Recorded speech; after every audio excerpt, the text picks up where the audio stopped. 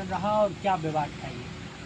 कल विश्वविद्यालय में हम एआईएसएफ यूनिट गठन हेतु 4 बजे का हमने पहले से विश्वविद्यालय से एक परमिशन लिया था और वहाँ पर इस गौर स्तंभ के पास हम यूनिट की एस्टेब्लिशमेंट के लिए एक मीटिंग रख रहे थे। इसी बीच 2 बजे से 4 बजे हमारा प्रोग्राम था। 2 बजे ही हम लोग कुछ साफ़ सफाई कर रहे थे और बैनर पोस्टर का काम कर रहे थे। इसी बीच एबीवीपी और आरएसएस के लगभग 60 से 70 बंदे आते हैं और हम लोगों के पोस्टर को फाड़ते हैं, मारते हैं, फ़ोन को तोड़ते हैं और इसी साथ हम लोगों को पीटते भी। उसके साथ ये हमारे फ़ोन में जो वीडियोज़ उनके बने थे मारने पीटने का, वो फ़ोन छीन के डिलीट करवाते हैं। से आप पर ये हमला हुआ है, क्या कारण बताया जा रहा है? इसमें कारण इन लोगों को समस्या ये है कि हम लोग जो वैज्ञानिक दृष्टिकोण की बात करते हैं और इसमें अलग अलग जो वैज्ञानिक दृष्टिकोण के लिए ज़रूरी मुद्दे हैं उस पर बात करते हैं जो सामान्य छात्र को समझ में आनी चाहिए। ये सारी चीज़ें हैं, लेकिन ये जो इन वैज्ञानिक मुद्दों में क्या बातें हैं, जरा बताइए। वैज्ञानिक मुद्दे में हम लोग जैसे इनका मेन कंसर्न था कि हम लोग सेक्स एजुकेशन पे एक स्टडी सर्कल रखे थे।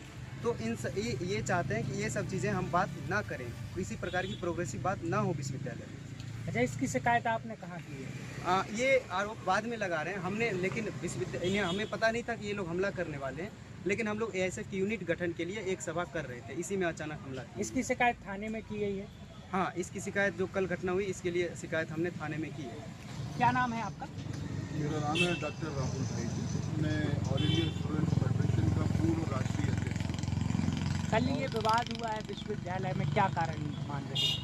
देखिए, ऐसा है कि विवाद को बनाया गया है। विवाद का हमारी तरफ से कोई विषय नहीं था।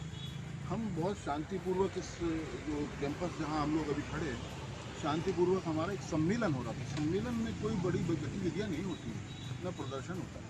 तो हम ये भी नहीं समझ पा रहे हैं, उन्होंने किसी एक मुद्दे को बना करके कहा कि आप जो है हमारे किसी जगह पर आप पोस्टर नहीं लगा सकते हैं।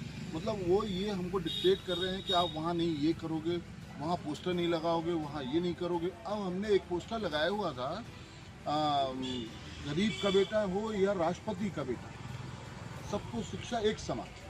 अब इसी पोस्टर को ले जाकर के वो पुलिस के सामने दिखा रहे हैं कि देखिए सर, ये राष्ट्रपति के खिलाफ बोल रहे हैं। फिर जैसा कि हमारे एक साथी ने कहा, तो हमारा लगभग 15 सप्ताह से ऐसे छोटे छोटे हमारे डिस्कशंस चल रहे हैं तमाम उन विषयों पे जो हमको जागरूक बनाते हैं, हमारी समझ को विकसित करते हैं। और यही तो काम विद्यार्थियों का है कि एक दूसरे का विकास करें।